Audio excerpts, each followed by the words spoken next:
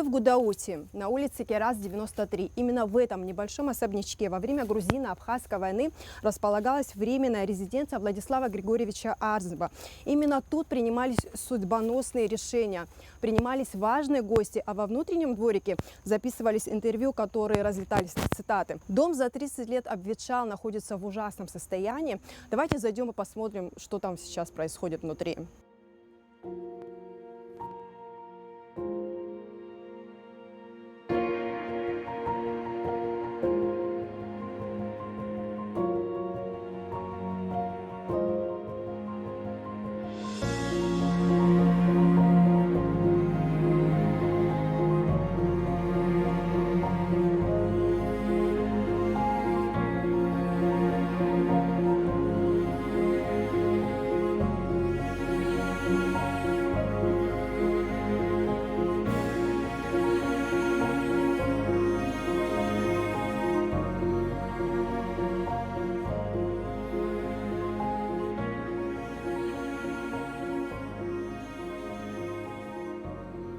В этой заброшенной городской усадьбе в Гудауте в буквальном смысле слова творилась история страны.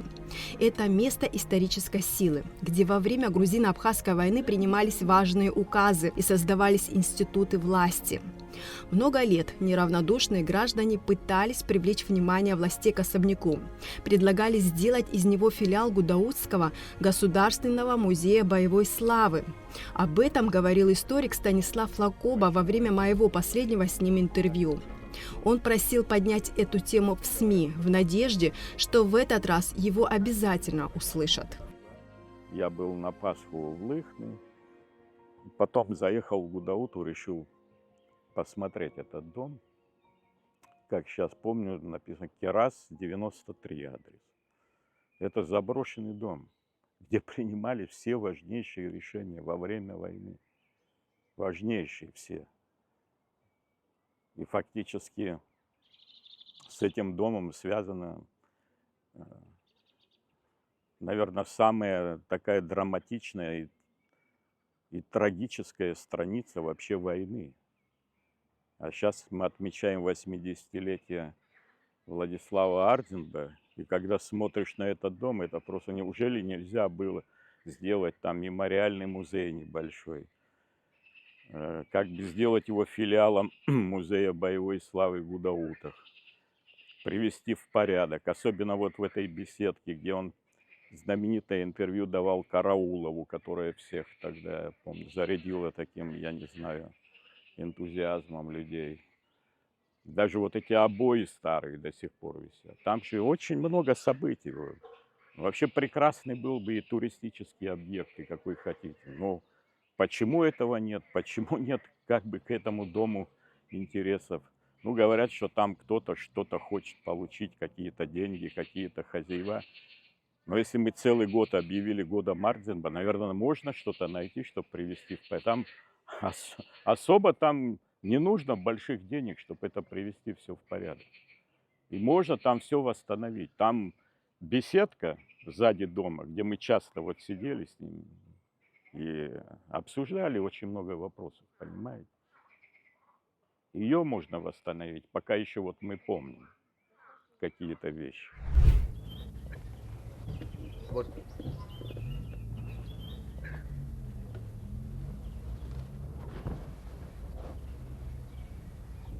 А все-таки странно, Владислав Григорьевич. Наверное, вы могли бы сделать своей резиденцией, дачу Хрущева в Пицунде. А выбрали вот этот дом. Туалет, прошу прощения, на улице, умывальник отсюда виден. Это почему так? Ну, во-первых, дача Хрущева, она пока еще не принадлежит нам. И она является национальным достоянием республики. Вот. А я думаю, здесь вполне такие боевые условия, соответствующие вот нашей сегодняшней действительности. Вы говорите, это наша земля. Грузины говорят, это наша земля. И можно до утра спорить, чья же она. Я-то думаю, что эта земля общая. Так мне почему-то кажется. И нет никакой надежды на то, что все-таки придет на эту землю мир.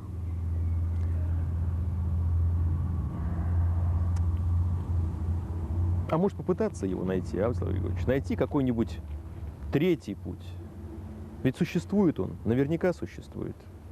Он просто не может не существовать, потому что война зашла в тупик. Я не столь пессимистически смотрю на этот вопрос. Вот. Я думаю, да, у нас столица у нас до сих пор оккупирована, она, как я вам говорил, взята без единого выстрела. Вот. Да, мы в тяжелом и трудном положении, естественно. Но, тем не менее, все же мы сумели за это время доказать, что мы можем защищать свою землю. И как бы ни был мал народ, не так легко его истребить, несмотря на то, что у врага есть все средства для уничтожения людей. Двухэтажный особняк был построен в начале 20 века и изначально принадлежал русскому графу. В разные годы менялись его владельцы. В настоящее время он находится в частной собственности у 3 хозяев. До войны здесь была мини-гостиница. Дом стоит без присмотра много лет. От времени и дождей его перекрытия прогнили и стали аварийными. Внутренний дворик, где записывалось интервью Арзамба с Карауловым, не узнать. Он зарос кустарниками и колючками. А в каком месте стояла садовая мебель и беседка, где сидели гости, можно только догадываться.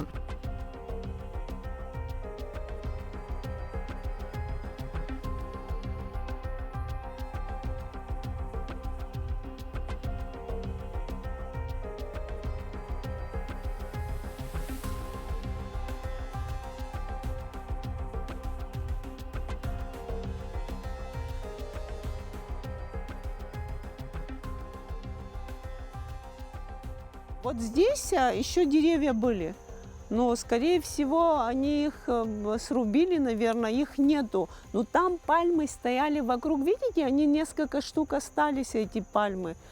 Скорее всего, и там длинный такой деревянный стол такой стоял, интересный. У них и колодец был тогда, вот здесь и колодец, видите, сохранилось, но никто не открывал, скорее всего. Как вы думаете, почему именно это место стало временной резиденцией Владислава Григорьевича? Ну, от города, от всех, во-первых, далеко было. Ну, в центре города всегда страшно было, не то, что страшно, могли бомбить и что-то. Этот дом такой на крайне считалось, и удобство было наверху, внизу. Он мог подняться на улицу, выйти. И дворик был чистый, большой. Люди тут выходили, обсуждали на улице долго, до утра почти говорят. А иногда бывало, что сидели. Говорили, что несколько домов смотрели, но последний вот это выбрали они. В этом доме во время войны Владислав Арзамба проводил официальные встречи, записывал обращения к народу Абхазии в самые критические моменты.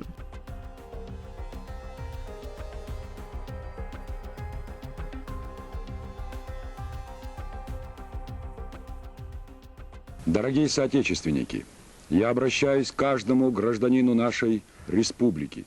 Последние события показывают, что наступил критический час в истории нашей Родины. Грузинское руководство, которое не желает прекращения войны, строгого выполнения Сочинского соглашения, объявило всеобщую мобилизацию. В этих условиях мы обязаны все как один встать на защиту нашей священной Родины.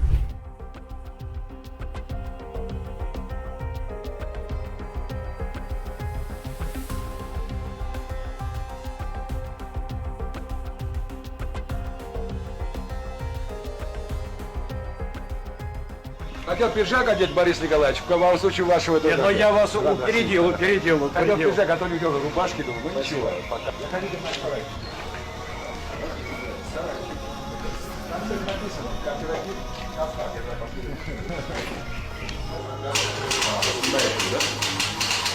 У него во время войны около 1000 приказов, письма вот эти его. Люди бы, дети, подрастающее поколение, они бы с удовольствием смотрели бы эти вещи. Даже вот эта моя жизнь, откуда, вот, где он пишет, как он здесь находился, что с ними было. Здесь вообще уютная очень комната была. Большая часть, тут женщины собирались, вот кто кофе варит, кто носит туда. Но вот когда мы пришли, здесь они готовили кашку. Кстати, мать приходила 2 раза всего, говорили, туда, вот сюда, к нему 2 раза только бывала. Потом, уходя, она очень сложно было уходить, но уходила, и потом она всех обнимала, тоже как простая вот такая добрая женщина, и она все время говорила, что мы выиграем, не бойтесь.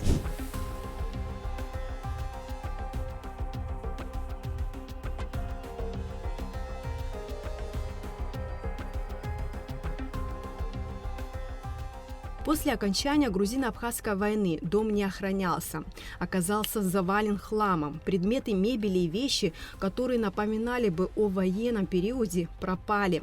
Сохранить ценный фонд не удалось. На 2-м этаже, где был кабинет Владислава Ардзинба, остались лишь выгоревшие от времени обои, хорошо узнаваемые по кадрам военной хроники. Несмотря на то, что мы вступаем в Новый год в состоянии войны, и нам еще предстоит тяжелая борьба, мы верим в нашу скорую победу, в наступление мира и спокойствия в Абхазии. И в это даже трудное время руководство Абхазии делает все возможное для того, чтобы облегчить участь тех людей, которые оказались в состоянии войны. Я хочу от всей души поздравить вас, дорогие мои соотечественники, с наступающим Новым годом, пожелать всем вам скорейшего окончания войны, наступления мира и спокойствия, счастья вам всем и благополучия. Славилович Хацко, Дарадзе и Водеу Астагулаамта, Аха Хумга Хашияево, Атымшра Хадгиладжа Ишугалов, да Агура Ганасову, Ферди Агура Фсергарс Стаху, Чамдзилашнея, Чардаамта, Агуцкера, Абзира Икузаги, Гукспсекала физики всех еще. Фишфиру гласа Афируши. Мне плакать хочется просто, не представляете, ну до чего мы довели вот это. Мы же должны думать о дальнейшем. Вот детям, что мы показываем, весь мусор вот тут собрать и оставить вот так. Это очень обидно. Человек, который отдал жизнь за Абхазию, Владислав Григорьевич Ардзинба, тут его все знали. Он выходил вот как простой человек, со всеми общался. И, кстати, он, когда выступал после войны, он говорил «Амщит бзию», вот так он говорил. И мама его говорила, что это дом такой, который тебя приютил. Когда бомбили, они же хотели сюда, город Гудауту, когда бомбили, один из этих домов входил туда, но они не смогли сюда. Ночью, правда, почему-то Владислав Григорьевич отсюда уехал, его даже не было в городе в этот вечер. Но вот просто вот это наследие показывает, какое отношение к истории мы имеем. Просто больно. Мы должны говорить не о поражении наших войск, а неудачной попытке наступления.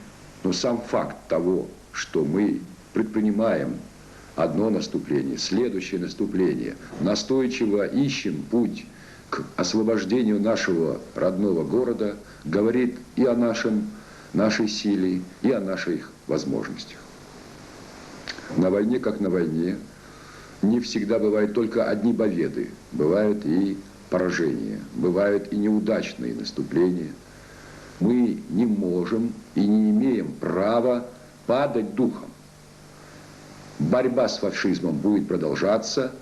Мы сделаем все необходимые выводы из нашего наступления. И я глубоко убежден в том, что победа будет на нашей стороне. Это вот та лестница, по которой Владислав Григорьевич поднимался на 2-й этаж в свой кабинет. Мы, к сожалению, сейчас подняться туда не можем, потому что лестница в аварийном состоянии. Ну вот расскажите, что там, сколько комнат, Какой кабинет был у Владислава Я сейчас Григорьевича? не могу перечислить. Скорее всего, вот тот зал чуть побольше, он конференции, когда мало людей, когда он собирал, он здесь встречался. И это по рассказу, значит, Кочубея, он говорил, что потом вот после Сенкевича они сюда поднимались.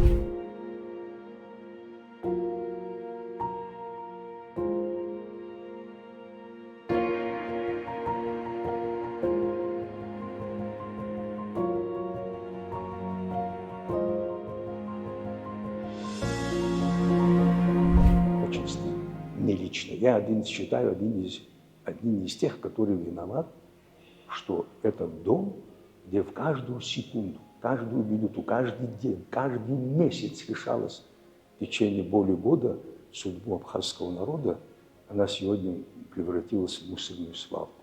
Не хочу никого обвинять. Но лет 10, мне кажется, царство ему небесное Баталгунба, директор музея Спугуцидикарб, они этот вопрос подняли. И мне когда рассказали, пока можно говорить, сейчас если выкупить, пока она в хорошем состоянии, можно все сохранить и музей там сделать. Я вам честно говорю, я думал, что это очень быстро и легко решится этот вопрос. Они бегали, даже писали, потом я им помогал. Я говорил, я не буду сейчас рассказывать, с кем я говорил. Поразительно было, что вот почему-то не доходила значимость.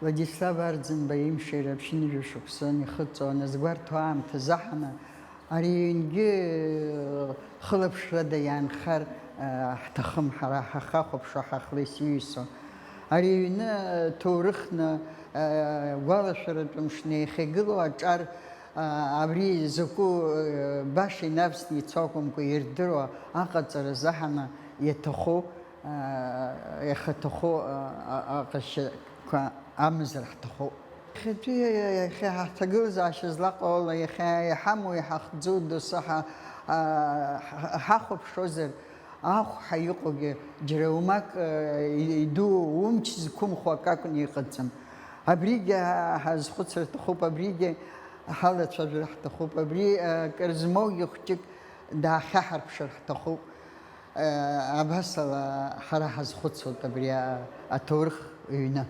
В разные годы были люди, готовые приобрести особняк и отремонтировать его. По информации народного артиста Абхазии Кису Хагба, буквально недавно один из сотрудников охраны первого президента вызвался найти деньги на выкуп дома у владельцев и передать в госсобственность. Сумма выкупа 9 миллионов рублей. По рыночным меркам вполне приемлемая. В дальнейшем государство могло бы взять на себя расходы по ремонту здания и созданию в нем дома-музея. Убеждал всех Ибрагим Авицба, охранник, бывший охранник, с кем он не говорил, он мне говорил: Кисол, я прошу тебя, я буду в Турции искать, он в Турции же работает. Я договорился, мы найдем деньги, узнаете, сколько стоит, можно ли купить, есть ли документы. Ну, в Гугуце я и супруг Виталик, мы все выяснили.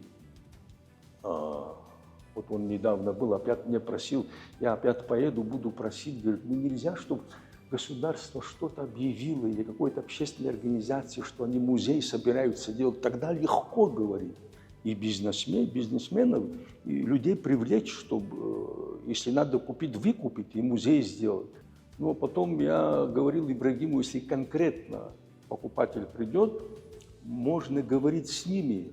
Ну, говорить и поговорить, там можно договариваться. Сейчас трехкомнатная квартира в Хрущевке стоит 25 миллионов. Люди покупают. Дело не в деньгах. Вот это вопрос, почему он до сих пор, да, не в деньгах. Дело просто, когда мы не знаем, ради чего и за что, когда мы забываем, ради чего и за что погибали, я вам честно говорю. Иначе никак не объяснишь. Я понимаю, все суетятся, все хотят жить хорошо, машины, должности, бизнес, все. Но такое место, что мы так упустили. Я вам честно говорю, я один из тех, который виноваты. Мы обращались в 1999 году. Как только мы музей сделали, в 1994 году музей был открыт, первый музей вот Владиславом Григорьевичем, и как филиал. Ему это так понравилось, что это должны сохранить, и как филиал будет, он говорил.